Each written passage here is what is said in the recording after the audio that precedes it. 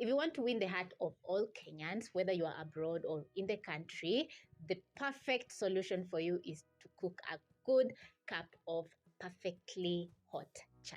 So in this recipe, I'm going to be showing you a no spice chai recipe, which is going to turn out creamy, delicious with every single sip.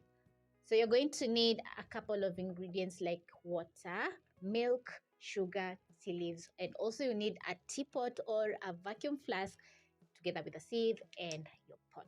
This is a small recipe for around 2 people, so you can double, triple to make some more delicious tea for your family, or chai, that is. Because the chai has no spice, you need to jazz up everything a little bit, and the trick is to caramelize your sugar.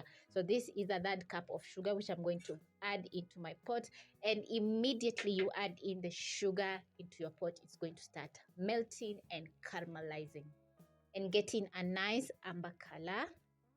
I'm going to use a spoon and stir in the sugar as it's melting. And be very careful because the sugar is very hot.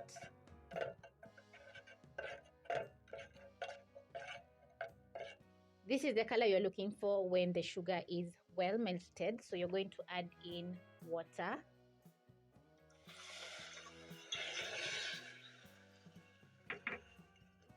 Add in your tea leaves.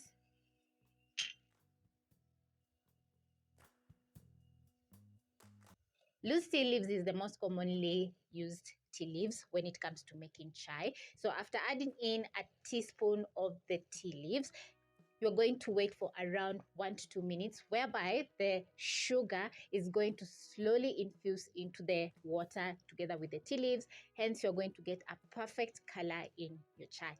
This step is very important because the tea leaves need to infuse into the water so that you can get some nice color in your chai, and also for that perfectly taste in your chai.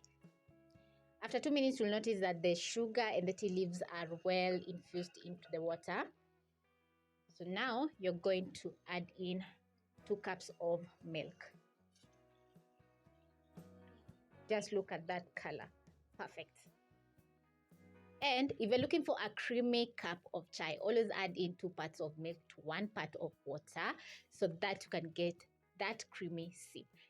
The boiling time is going to be between 3 to 4 minutes at most, but be standby because the chai can spill anytime.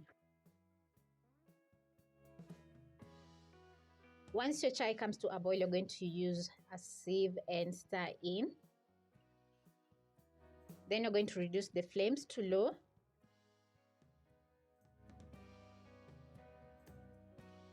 Simmer your chai for around 2 minutes.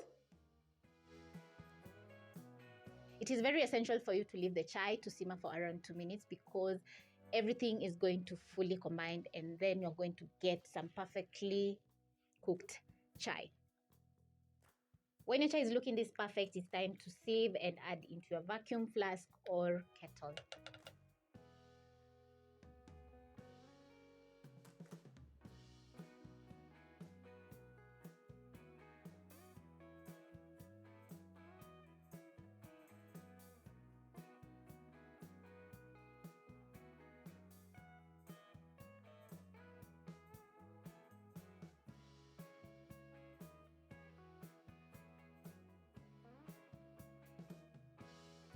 Now, this is what we call a good cup of Kenyan chai because, as you can see, the color is perfect. Oh, wow. The tea leaves add in that nice chai flavor.